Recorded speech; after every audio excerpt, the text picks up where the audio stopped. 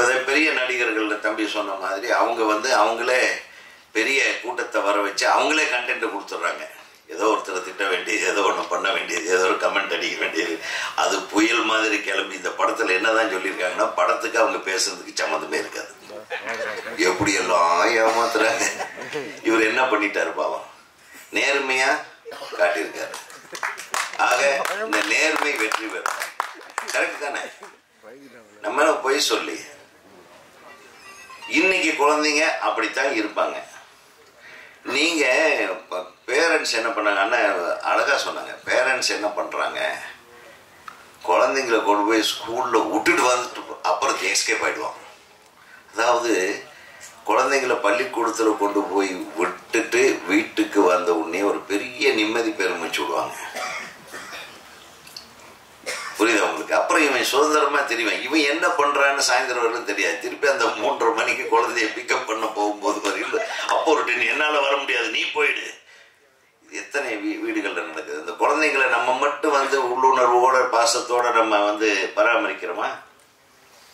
குழந்தைங்களையே குற்றம் சொல்லக்கூடாது. நீங்க எல்லாம் கரெக்டா?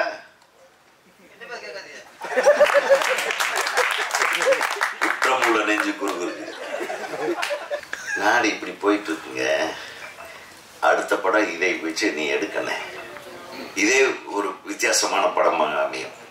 எப்படி மொழி நம்மளை எல்லாம் வேற வேற மாதிரி நம்மளை திங்க் பண்ண வைக்குது. பார்த்தீங்களா? நான் சொல்றது புரியுதுன்னு நினைக்கிறேன். தமிழர்கள் ஆங்கிலத்தில் பேசுகிறார்கள்.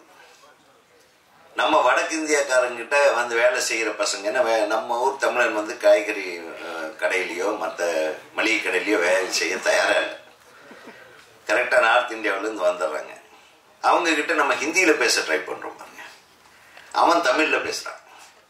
எங்கே குழப்பம் நடக்குது பாருங்க. இப்போ என்ன தேவை இந்த நாட்டுக்கு அப்படின்ற மாதிரி ஒரு ஆங்கிளில் இன்னொரு படம் முத்து. நீ பெரிய யூ சர்டிஃபிகேட்ல அந்த படத்தை எடுக்கலாம். என்ன உன்னுடைய இது ஏ சர்டிஃபிகேட் படமாக இருந்தாலும் ஏன் இந்த படத்தை எடுத்தேன் அப்படின்னு யாரும் கேட்கக்கூடாத அளவுக்கு எதற்காக இந்த படத்தை எடுத்தேன், எதற்காக இந்த படம் எடுக்கப்பட்டது என்பதை பெரிய அளவுக்கு இந்த மண்ணுக்கும் மக்களுக்கும் புரிய வைக்கும் படமாக இது அமைய வேண்டும். மாபெரும் வெற்றியை இந்த திரைப்படம் பெற வேண்டும். இந்த திரைப்படத்தில் பங்கேற்றிய ஒளிப்பதிவாளர், இசையமைப்பாளர், குறிப்பாக அவருக்கு என்னுடைய வாழ்த்துக்களை சொல்லுங்க. அவர் பறந்துக்கிட்டே இருக்கட்டும். இருந்தாலும் இங்கிருந்து ஒரு மெசேஜ் அனுப்பிங்க, இறங்கணுன்னே இத்தனை பேர் உங்களை வாழ்த்துனாங்கன்னு சொல்லுங்க அந்த தம்பிக்கு.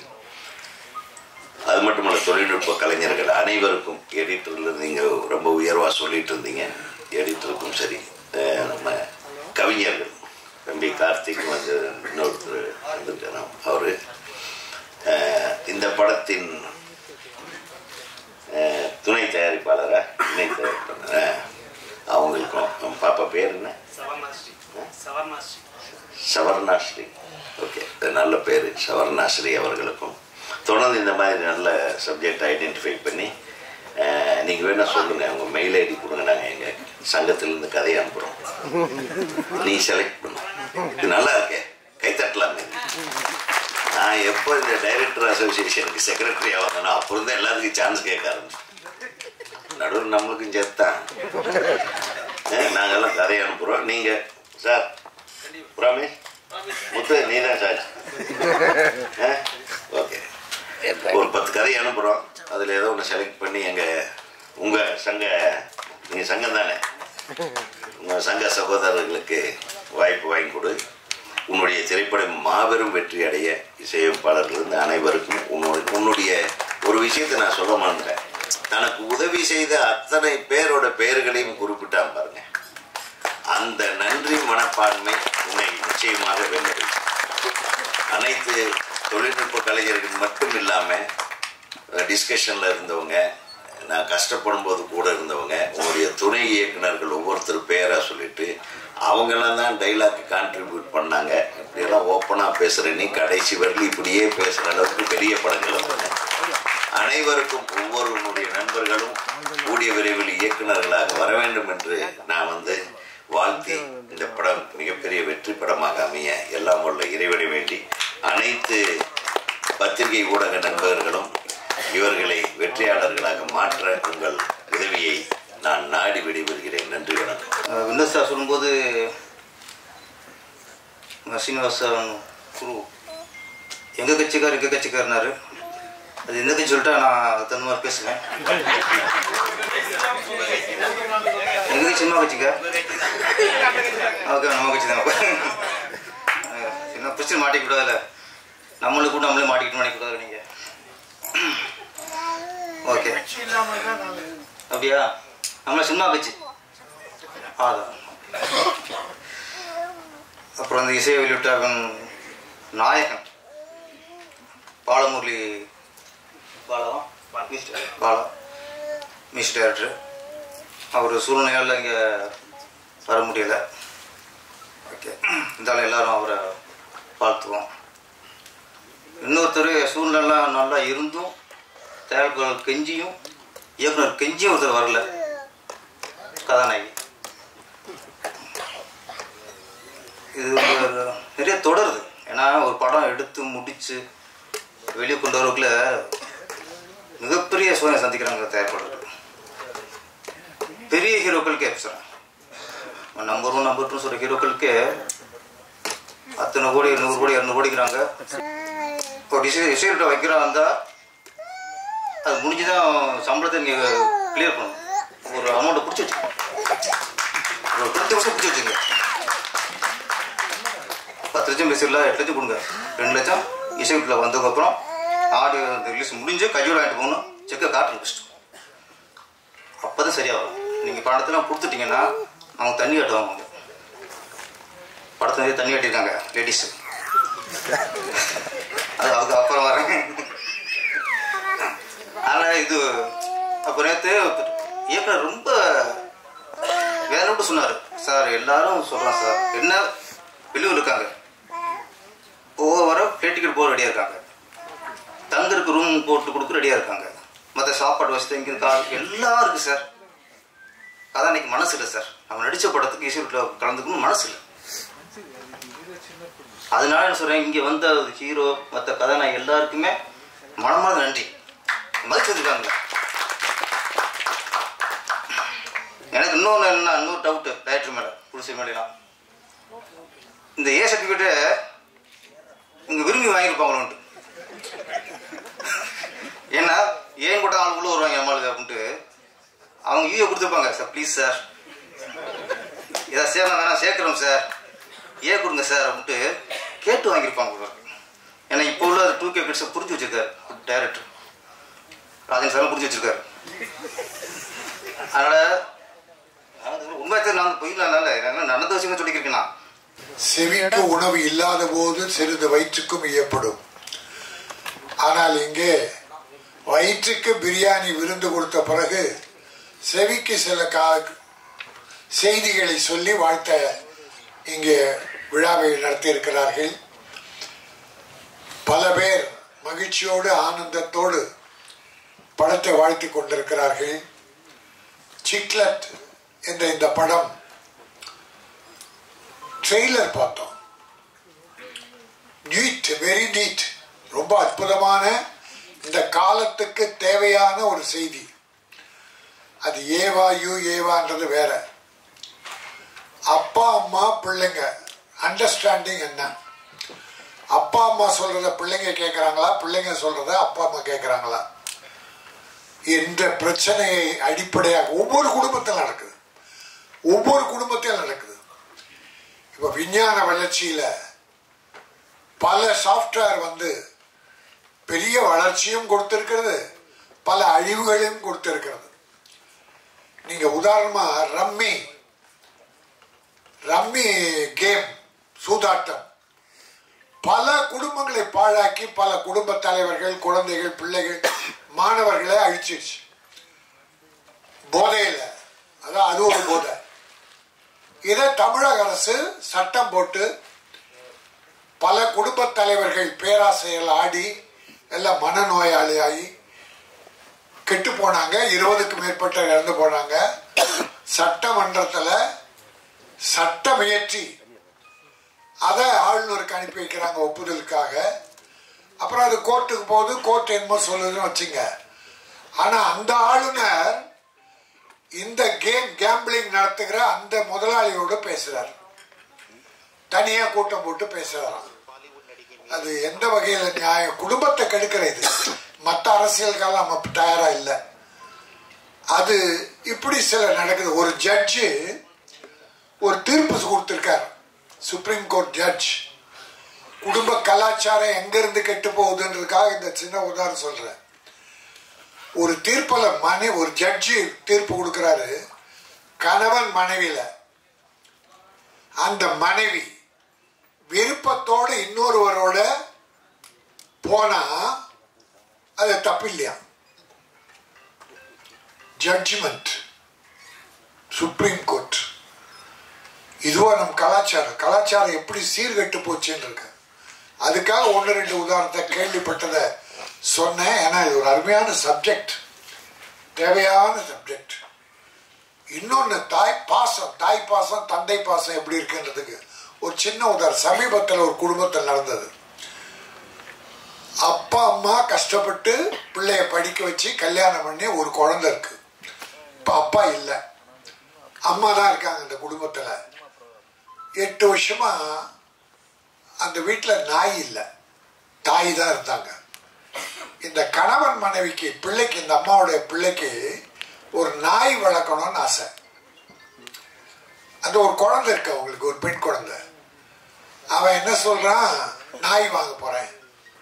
அம்மா சொல்றாங்க, அப்பா வானப்பா, பிளாட் வீடுப்பா, வேற எங்க கிரவுண்டு கூட இல்லை, நாய் அங்கங்க ஓடும், முடி உதிரும், வேணாப்பா அப்படின்னு அம்மா ஒரு அட்வைஸ். அவன் ஒரு பேராசிரியர், ஒரு கல்லூரியில பேராசிரியர் இருந்து ரிட்டையர்ட் ஆனவங்க. நாய் வேண்டாம்ப்பா, பாசம் வைப்போம், அதனால வேண்டாம். அந்த பிள்ளை என்னதுப்பா சொன்னாங்க, அம்மா எங்களுக்கு நாய் கண்டிப்பா வேணும், உனக்கு இஷ்டம் இருந்தா இரு, இல்லைன்னா போயிடு. சத்தியமா சார், 6 மாசம் ஆச்சு சார். நாய் வேணுமா சார், பெற்ற தாய் வேண்டாமா சார்? என்ன சார் கலாச்சாரம், எங்க போகுது? அதுக்கேற்ற மாதிரி நம்ம பிளாட் வீடு புள்ள ஒரு ரூம்ல, மனைவி கணவன் ஒரு ரூம்ல, பொண்ணு ஒரு ரூம்ல, எல்லாரும் எப்பாவது ஒரு தடவை தான் ஹாலில் இருப்பாங்க. பிள்ளைக்கு ஒரு போன் வருது, செல்போனு, அம்மாவுக்கு ஒன்று, அப்பாவுக்கு ஒன்று, பையனுக்கு ஒன்று வருது. 4 பேரும் போன் எடுத்துக்கிட்டு ஒருத்தன் மாடிக்கு போறான், ஒருத்தன் வராண்டா போறான், ஒருத்தன் தெருவுக்கு போறான், அம்மா சமையல் கட்டில் போறாங்க. அண்டர்ஸ்டாண்டிங் இல்லை, என்ன பேசுறான்னு யாருக்குமே தெரியல. இப்பெல்லாம் முன்ன அப்பா அம்மா மாப்பிள்ளை பார்த்து பொண்ணு கல்யாணம் வச்சு நிறைய நடந்தது, நல்ல பண்பாடு. ஆனா இப்போ அப்பா அம்மா பொண்ணுக்கு மாப்பிள்ளை பார்க்கறாங்க, திடீர்னு இந்த பொண்ணு ஒரு மாப்பிள்ளையை கூப்பிட்டு அப்பா இவர் தான் என் புருஷன், கல்யாணம் முடிச்சிட்டு நிக்கிறான் சார் அப்பா அம்மா ஒன்னால. ஏன்னா நம்ம எல்லாம் ஃபேமிலிஸா இருக்கோம். அதுக்காக ஒரு சின்ன 2 வருத்தத்தை பகிர்ந்துக்கிட்டேன். இந்த கதை ஒரு அற்புதமான மேட்டரை குடும்பங்களுக்கு சொல்ற ஒரு அற்புதமான விஷயம். அதை முத்து என் தம்பி பிரமாதமா பண்ணியிருக்கீங்க தம்பி, நல்லா பண்ணியிருக்கீங்க. சீனிவாச குரு ப்ரொடியூசர் இந்த படத்தை துணிச்சலா எடுத்திருக்காரு. அதுல கூட அவர் வேற ஒரு படம் ட்ரை பண்ணாராம். இந்த கதையை பொண்ணுகிட்ட சொல்ல அந்த பொண்ணு அப்பா இதான் எடுக்கணும்னு சொல்லிச்சான். அதனால இந்த படம் வெற்றி பெறும். இந்த காலத்துக்குள்ள எப்படி வாழணும் குடும்பத்தோடன்ற விரும்பிதான் இத மக்களுக்கு சொல்லணும்னு அது அப்பாவுக்கே அந்த படத்தை எடுங்கன்னு சொல்லி, அது அப்பா பொண்ணு பேச்சு கேட்டான் பாரு, குரு நீ வாழ்க, அப்பா வாழ்க, அம்மா வாழ்க, பிள்ளைகள் வாழ்க. ரொம்ப அற்புதமான விஷயம். ஒரு வீட்டுல புருஷன் பொண்டாட்டி இருக்காங்க, பொண்டாட்டி சமையல் ரூம்ல இருக்கா, புருஷன் பெட்ரூம்ல இருக்கான். புருஷன் போன் பண்றான் பொண்டாட்டிக்கு பெட்ரூம்ல இருந்து. போன் பண்ணா என்னது, நீங்கள் தொடர்பு கொள்பவர் தொடர்பு எல்லைக்கு அப்பால் உள்ளார். எங்க ஒரு 50 அடி தூரம் தான். இன்னொரு போன் போட்டான், என்னடா இவளை காணன்னு. நீங்கள் தொடர்பு கொள்பவர் வேறு ஒருவருடன் தொடர்பில் இருக்கிறார். புருஷன் பொண்டாட்டிக்கு அங்க ரகல வராது. அப்படி ஆயிடுச்சு. இப்போ மனசெல்லாம் மாறி போச்சு. ஒத்த மனம் இல்லை. அந்த கூடத்தில் 16 பிள்ளைகளை வச்சு பாட்டி சாதம் ஊட்டி கொடுக்கும். 16 பிள்ளை கையில் வாங்கும். அந்த காலம் போய் பெத்த அப்பா அம்மாவுக்கு பிள்ளைகளுக்கே தொடர்பு இல்லாமல் போச்சு. இந்த காலத்துக்கு தேவையான ஒரு அற்புதமான படம் சிக்லெட். இந்த படம் நிச்சயம் வெற்றி பெறும். ஏன்னா இப்போ சின்ன படங்கள் சில வெற்றி பெறும், ஜனங்கள் ஏற்றுக்கிறாங்க, பார்க்குறாங்க. டாடா, குட் நைட், இருகப்பற்று, போர் தொழில், இப்படி இன்னும் ஒரு 10 படம் இருக்கு இந்த வருஷத்தில் வெற்றி பெற்ற படங்கள். அதில் இன்னொன்று, இந்த ஹீரோவை பண்ண தம்பி அவன் ஏதோ ஒரு 50 படம் ஹீரோவை நடித்த மாதிரி ஒரே ஷாட்டில் அவ்வளோ பெரிய டைலாக்கை பிரமாதமாக பண்ணியிருக்கான். அது டேரக்டருடைய திறமை, அந்த தம்பியோடைய திறமை. அவர் தெலுங்கா இருந்தாலும் சரி, தமிழா இருந்தாலும் சரி, தெலுங்கும் எங்கள் சகோதரர்கள் தான். தமிழ் மீது நன்றி உள்ள வரை தெலுங்கு நாங்கள் வரவேற்போம். தமிழர்கள் மீது நன்றி உள்ள வரை. ஏன்னா இப்போ நம்ம ஹீரோக்குள்ள மற்றவங்களும் அங்கே போகிறாங்க, அங்கே இருக்கவங்க இங்கே வர்றாங்க, அது தப்பே இல்லை. ஆனால் இன்னும் க்ளோஸ் பண்ணால் என்ன க்ளோஸ் பண்ணோம்னா அதுதான் தப்பு. ஆக இன்றைக்கு ஒரு அற்புதமான விழா. இந்த ஆடியோ ஃபங்க்ஷனில் கலந்துக்கிட்டோம். நல்ல ட்ரெய்லர் பார்த்தோம். ஒரு பானை சோற்றில் ஒரு சோறு எடுத்து அப்படி நசுக்கி பார்த்தா பானை சோறு வெந்துதான் வருத்தம். ஆனால் நான் ரசிக்கு பார்த்தத வாயில் போட்டு ருசிச்சு பார்த்தேன். அந்த சாதம் பிரமாதமாக வெந்திருந்தது. இந்த சிக்லெட் அற்புதமாக வேகத்தோடு அற்புதமாக பண்ண படம் மிகப்பெரிய வெற்றி பெறும். சீனிவாச குரு ஒரு நல்ல ப்ரொடியூசர் வருவார், முத்து மிகச்சிறந்த இயக்குனராக வருவார். உங்களுடைய அன்பும் ஆசையும் அவர்கள் வேண்டும். நன்றி, வணக்கம். வரவங்கெல்லாம் ரொம்ப நேரம் பேசக்கூடாதுன்ட்டு கொஞ்ச நேரத்தில் பேசிக்க போறேன்னு சொல்றதுக்கே ரொம்ப நேரம் எடுத்துக்கிட்டார் அவரு. ரொம்ப நேரம் பேசிட்டு நான் இப்போ தொடங்குறேன் அப்படின்றாரு. அதுக்கப்புறம் யாரும் கை தட்டலையா? கை தட்டுறது ரொம்ப நல்லதுன்னு சொல்லி கை தட்டு வாங்கறதுக்காக ட்ரை பண்றாரு. மாதிரி அதை சொல்லிட்டு அவர் ஒரு 3/4 மணி நேரம் பேசுறாரு. நல்ல வேலை நான் சாப்பிடாம வந்தேன். கடைசி நேரத்தில் நம்ம நம்பி அவர்கள் ஒரு டப்பாவில் வெஜிடேரியன் கொண்டு வந்து எங்கிட்ட கையில் கொடுத்தாரு. அதை சாப்பிட்டுக்கிட்டு இருந்தேன். இல்லைன்னா நம்மளுக்கு மயக்கம் வந்துடும். படத்தை பார்த்து மயங்க வேண்டிய விழிகள். ராஜண்ண சொன்ன மாதிரி செவிக்கு உணவில்லாத போது சிறிது வயிற்றுக்கு மீயப்படும்ன்றதை மாற்றி வயிற்றுக்கு சாப்பாட்டு கொடுத்தாங்க. அதுக்கப்புறம் செவிக்கல, கண்ணுக்கு விருந்து அளித்திருக்கிறார்கள். கண்ணுக்கு எப்படிப்பட்ட விருந்து. எல்லாம் யார் இளைஞர்கள் இல்லை, நம்ம எல்லாருமே இளைஞர்கள் தான். ஆசை இல்லாத மனுஷனே கிடையாது. அதனால இந்த ட்ரெய்லருக்கு ஒரு ஹேட்ஸ் ஆஃப், ஒரு கைத்தட்டிடுவோம், உண்மையான கைத்தட்டு. டைரக்டர் முத்து உண்மையுமே அதாவது ஒரு தயாரிப்பாளரே பாராட்டுற அளவுக்கு ஒரு டைரக்டர் இருக்கிறாருன்னா அந்த தயாரிப்பாளருக்கும் நன்றி, அந்த இயக்குனருக்கும் பாராட்டுகள்.